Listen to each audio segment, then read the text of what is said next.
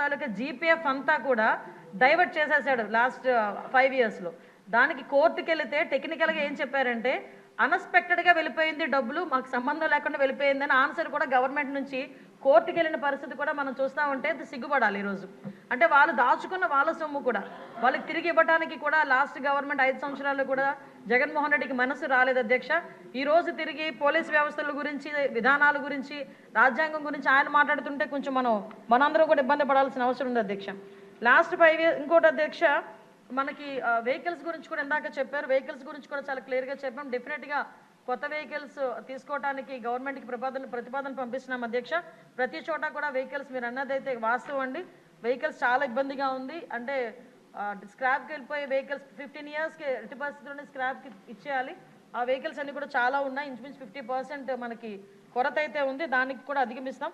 అదేవిధంగా మనందరికీ కూడా 100